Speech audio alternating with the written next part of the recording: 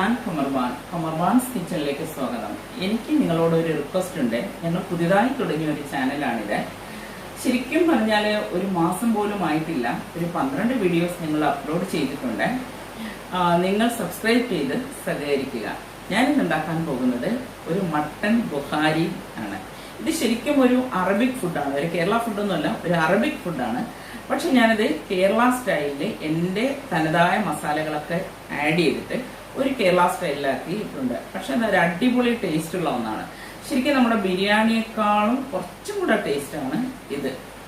അപ്പം ഞാൻ അത് മാത്രമല്ല, ഞാൻ ഈ മട്ടൺ വാങ്ങിയിട്ടുള്ളത് ഞങ്ങളുടെ വീടിൻ്റെ അടുത്തുള്ള ഒരു കലാം സ്റ്റാളിൽ നിന്നാണ്. അപ്പം അവരാണെന്നുണ്ടെങ്കിൽ ആടിനെ വാങ്ങിയിട്ട് അവർ ശരിക്കും പ്ലാവല മാത്രം കൊടുത്ത് വളർത്തുന്ന ആടായുണ്ട്. ആ ആടിറച്ചിക്ക് ഒരു പ്രത്യേക ടേസ്റ്റാണ്. അപ്പോൾ ആ ഒരു ഇറച്ചി വെച്ചിട്ടാണ് ഞാനിന്ന് നമ്മുടെ മട്ടൻ ബുഹാരി ഉണ്ടാക്കാൻ പോകുന്നത്.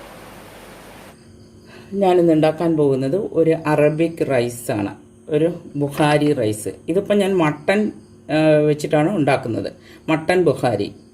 ഇതിനാവശ്യമുള്ള സാധനങ്ങൾ: ഒരു വലിയ സവാള എടുത്തിട്ടുണ്ട്, 4 പച്ചമുളക് 2ആയി കീറിയത്, ഒരു ഏകദേശം വലിപ്പമുള്ള ഒരു 1.5 ക്യാരറ്റ് ഞാൻ എടുത്തിട്ടുണ്ട്, ചെറുതായി ചീകിയത്, ഒരു 3 തക്കാളി നന്നായിട്ട് അരച്ചത്,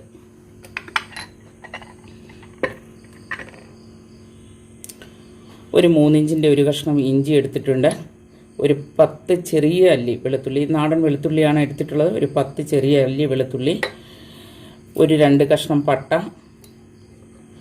ഒരു ചെറിയ പീസ് ജാതിക്ക, 3 ഗ്രാമ്പു, ഒരു 3/4 സ്പൂണോളം ജീരകം, ഒരു വലിയ ടേബിൾ സ്പൂൺ മല്ലി, ഒരു വലിയ സ്പൂൺ കുരുമുളക്, 1/4 സ്പൂൺ പെരിഞ്ജീരകം, മഞ്ഞൾപ്പൊടി, 10 ഏലക്ക, പുതിന.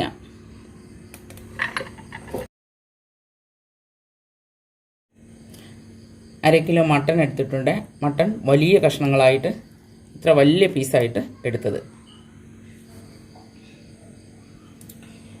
ഈ ഒരു കപ്പിന് 2 കപ്പ് അരി എടുത്തിട്ടുണ്ട്. അരി എടുത്തിട്ട് ഇത് ഏകദേശം ഒരു 400 ഗ്രാം അരി ഉണ്ടാവും. അത് അരമണിക്കൂർ വെള്ളത്തിലിട്ട് കുതിർത്തെടുത്തത്.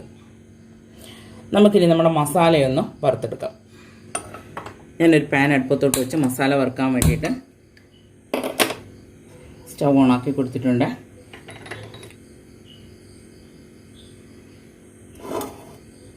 നമ്മുടെ 1 സ്പൂൺ മല്ലി ഇതിലേക്ക് ആഡ് ചെയ്യാം, 1 സ്പൂൺ കുരുമുളക് ഇതിലേക്ക് ആഡ് ചെയ്യാം,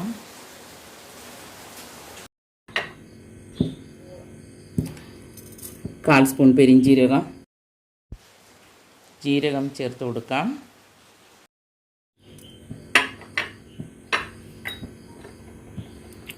ഒരു 3 ഗ്രാമ്പു, ഒരു ചെറിയ കഷ്ണം ജാതിക്ക, 10 ഏലക്ക. ഏലക്ക ഞാനിപ്പോൾ വറുത്തിട്ട് അതിൻ്റെ തൊലി കളഞ്ഞിട്ടായിരിക്കും എടുക്കുന്നത്. ഇത് നമുക്കൊന്ന് ചെറുതായിട്ട് വറുത്തിട്ട് നന്നായിട്ട് ചതച്ചെടുക്കാം. ഒരുപാട് ഫൈനായിട്ട് പൊടിയണമെന്നില്ല, ഏകദേശം നന്നായിട്ട് ചതച്ചെടുക്കാം. നല്ല മസാലയുടെ ഒരു നല്ല മണമൊക്കെ വരുന്നുണ്ട്. വറുക്കുമ്പോഴേ ഈ മസാലയുടെ കറക്റ്റുള്ള ഒരു മണം വരത്തുള്ളൂ. അപ്പോൾ നമുക്ക് പൊടിക്കാനും എളുപ്പമായിരിക്കും.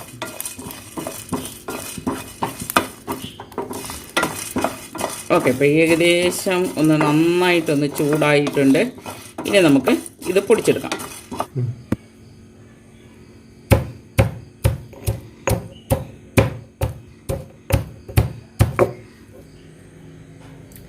ഇനി നമുക്ക് നമ്മുടെ മസാലയും ഇറച്ചിയൊക്കെ ഒന്ന് വഴറ്റിയെടുക്കാം. ഞാൻ ഒരു കുക്കർ അടുപ്പത്തോട്ട് വെച്ചിട്ടുണ്ട്, സ്റ്റവ് ഓണാക്കി കൊടുത്തിട്ടുണ്ട്. ഇനി നമുക്കിതിലേക്ക് ഓയിൽ ഒഴിച്ചു കൊടുക്കാം. ഞാനിപ്പോൾ വെജിറ്റബിൾ ഓയിലാണ് ഒഴിച്ചിട്ടുള്ളത്. നിങ്ങൾക്ക് വേണമെന്നുണ്ടെങ്കിൽ നിങ്ങൾക്ക് നെയ്യ് ആഡ് ചെയ്യാവുന്നതാണ്. ഞാനിപ്പോൾ ഇതിലൊരു 4-5 സ്പൂൺ എണ്ണ ഉണ്ടാവും. ഇത് ഇത്രയാണ് ഒഴിച്ചു കൊടുത്തിട്ടുള്ളത്. എണ്ണയുടെ അളവൊക്കെ നിങ്ങളുടെ ഇഷ്ടത്തിനനുസരിച്ച് ചേർത്താൽ മതി. കൂടുതൽ വേണമെന്നുള്ളവർക്ക് കൂടുതലും, കുറച്ച് വേണമെന്നുള്ളവർക്ക് കുറച്ചും ചേർക്കാം. ഞാനിതിലേക്ക് എടുത്തു വെച്ചിട്ടുള്ള നമ്മുടെ സവാള ചേർത്ത് കൊടുക്കുകയാണ്. ഇവിടെ ചൂടാവട്ടെ.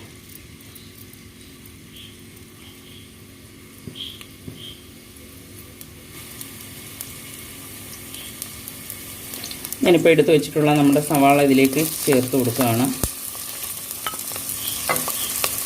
ഈ സവാളയൊന്നും സാധാരണ നമ്മുടെ ബിരിയാണിക്ക് വഴണ്ട് വരുന്നത് പോലെ അത്ര ഒരുപാട് ചുമന്ന് വരണമെന്നൊന്നുമില്ല. ഏകദേശം ഒന്ന് വഴണ്ട് കിട്ടിയാൽ മതി. ഒരു ചെറിയ ഒരു ഗോൾഡൻ കളറിന് മുമ്പിട്ട് തന്നെ മാറ്റണം.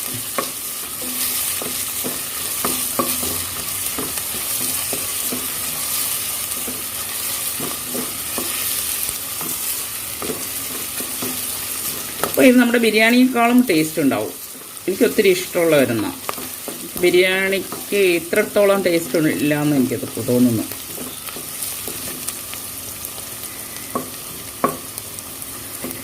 അത് മാത്രമല്ല, ബിരിയാണി ഉണ്ടാക്കുന്നതിനേക്കാളും ഒരുപാട് എളുപ്പമാണ് ഇത് ഉണ്ടാക്കാൻ.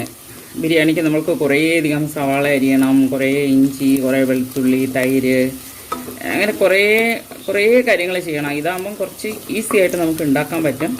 നല്ല ടേസ്റ്റുമാണ്. നമുക്കിപ്പം ഏകദേശം ഇത്രയും വഴണ്ടാൽ മതിയാവും. ഇനി നമ്മുടെ ഇഞ്ചി ഇതിലേക്ക് ചേർത്ത് കൊടുക്കാം.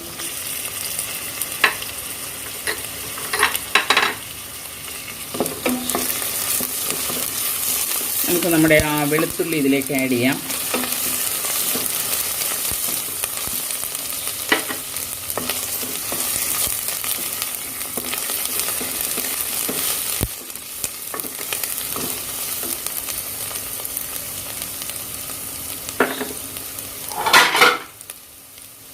ഇനി നമ്മൾ മട്ടൺ ഇതിലേക്ക് ചേർത്ത് കൊടുക്കാം.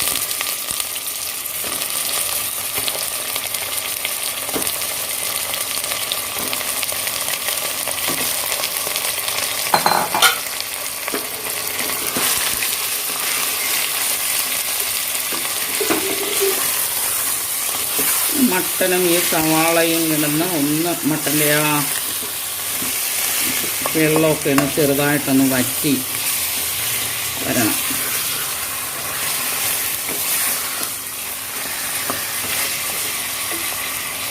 ആ സമയം കൊണ്ട് നമുക്കിതിലേക്ക് നമ്മൾ എടുത്ത് വെച്ചിട്ട് പച്ചമുളക് ചേർത്ത് കൊടുക്കാം.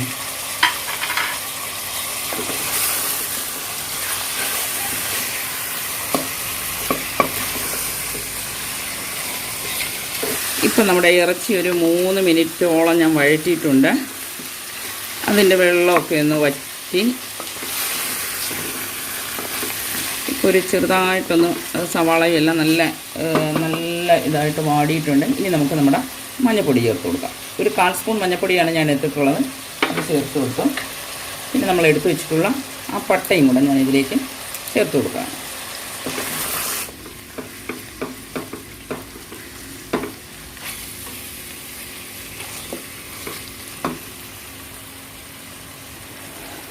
ഇതിൻ്റെ കൂടെ തന്നെ നമ്മൾ എടുത്തു വെച്ചിട്ടുള്ള ആ 3 തക്കാളി ഇപ്പം ഞാൻ നല്ല പേസ്റ്റ് ആക്കിയിട്ട് ആണ് എടുത്തിട്ടുള്ളത്. വെള്ളമൊന്നും ചേർക്കാതെ നന്നായിട്ട് അരച്ചെടുത്തിട്ടുണ്ട്. ആ തക്കാളിയുടെ ജ്യൂസ് ഞാൻ ഇതിലേക്ക് ഒഴിച്ചു കൊടുത്തു.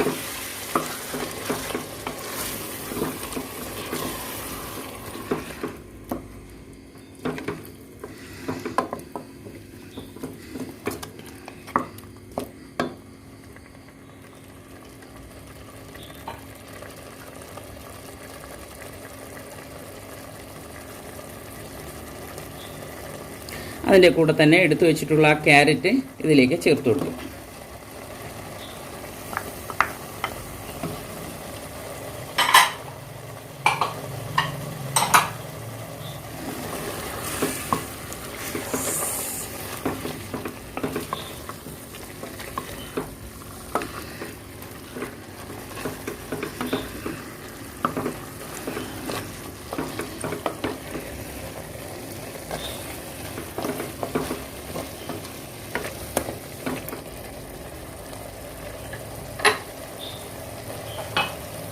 കൂടെ തന്നെ നമുക്ക് പുതിന ആഡ് ചെയ്ത് കൊടുക്കാം. ശരിക്കും ഇതിനകത്ത് പുതിന ചേർക്കേണ്ട ആവശ്യമില്ല.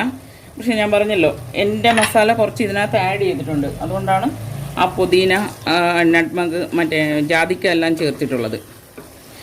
ശരിക്കും അറബികൾ ചെയ്യുമ്പോഴത്തേക്ക് ഈ പുതിനയൊന്നും അവർ ചേർക്കുന്നത് ഞാൻ കണ്ടിട്ടില്ല. അവർ എരിവും അത്ര ചേർക്കാറില്ല. ഞാനിപ്പം ഇതിനകത്ത് കുരുമുളകും മറ്റേ പച്ചമുളകും എല്ലാം ആഡ് ചെയ്തിട്ടുണ്ട്. അവർ പച്ചമുളക് ഒന്നും ചേർക്കാറില്ല. കുരുമുളക് വളരെ കുറച്ച് മാത്രം.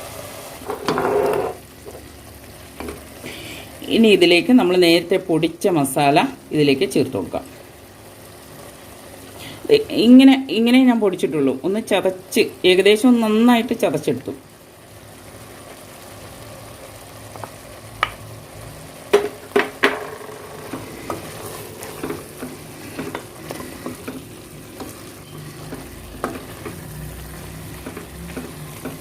ഒരു അടിപൊളി മണമൊക്കെ വരുന്നുണ്ട്. ജീരകത്തിൻ്റെയും പെരുംജീരകത്തിൻ്റെയും ഒക്കെ കൂടിയിട്ടൊരു നല്ലൊരു മണം വരുന്നുണ്ട്. ഈ ഏലക്ക, ഗ്രാമ്പൂ, പട്ട എല്ലാം കൂടെ ചേർന്നിട്ടുള്ള ഒരു അടിപൊളി മണമൊക്കെ വരുന്നുണ്ട്.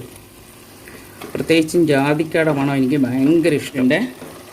നമുക്കിതിലേക്ക് ആവശ്യത്തിന് ഉപ്പ് ചേർത്ത് കൊടുക്കാം.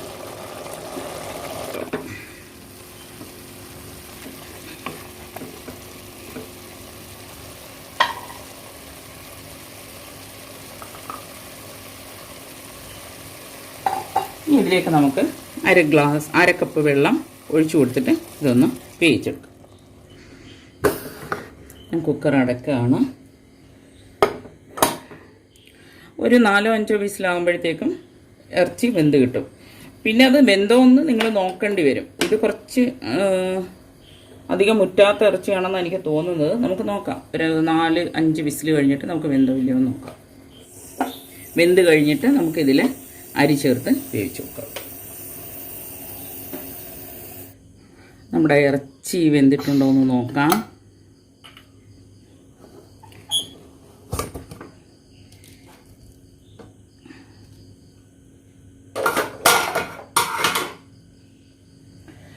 ഇതിപ്പം ഏകദേശം നന്നായിട്ട് വെന്തിട്ടുണ്ട്. ഇനി നമുക്ക് നമ്മുടെ അരി ചേർത്ത് കൊടുക്കാം. അപ്പോൾ എല്ലൊക്കെ ഇങ്ങനെ വിട്ട് വരുന്നുണ്ട്.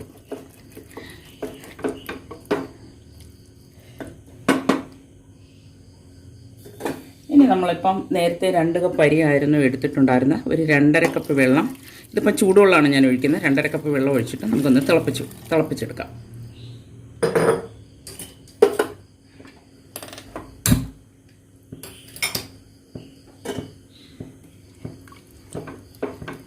തിളച്ച വെള്ളമാണ് ഒഴിച്ചിട്ടുള്ളത്.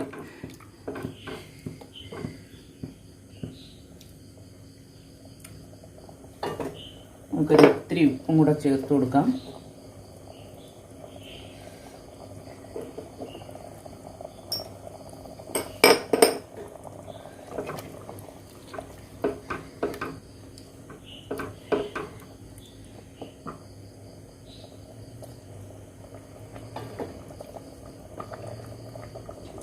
ഇനി ഇതിലേക്ക് ഇപ്പോൾ തിളയ്ക്കാൻ തുടങ്ങിയിട്ടുണ്ട്. ഇതിലേക്ക് നമ്മൾ എടുത്തു വെച്ചിട്ടുള്ള ആ 2 കപ്പ് അരി ഒരു അരമണിക്കൂർ കുതിർത്തതാണ്.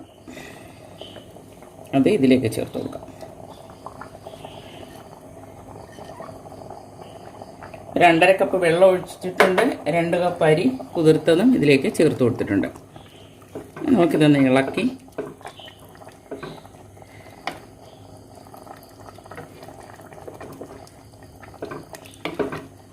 ഓക്കെ.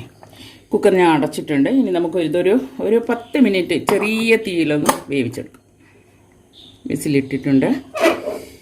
ചെറിയ തീയിൽ ഒരു 10 മിനിറ്റ് കിടക്കട്ടെ. 10 മിനിറ്റ് കിടക്കുമ്പോഴത്തേക്കും ചോറ് നന്നായി വെന്തിട്ടുണ്ടാവും.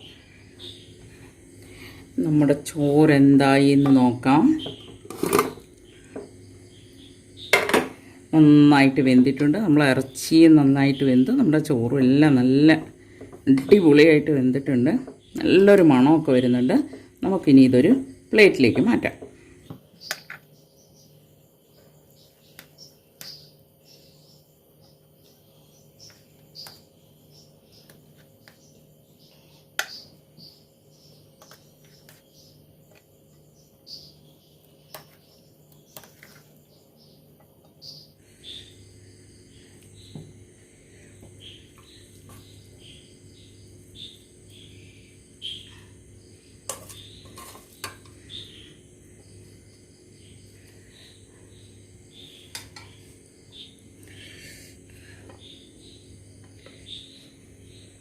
ഇതിന് മുകളിലായി നമുക്ക് കുറച്ച് നട്ട്സും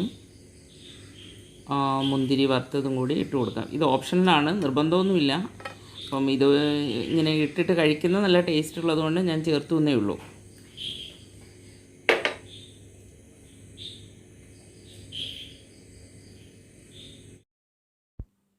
നമ്മുടെ അടിപൊളി മട്ടൻ ബുഹാരി റെഡി ആയിട്ടുണ്ട്. നിങ്ങൾക്കെല്ലാവർക്കും ഇഷ്ടപ്പെട്ട് കാണുമെന്ന് കരുതുന്നു. ലൈക്ക് ചെയ്യുക, നിങ്ങളുടെ കമൻറ്റുകൾ അറിയിക്കുക, സബ്സ്ക്രൈബ് ചെയ്യുക. 2 ദിവസം കഴിഞ്ഞ് അടുത്ത വീഡിയോയുമായി വരുന്നവരേക്കും ബൈ ബൈ.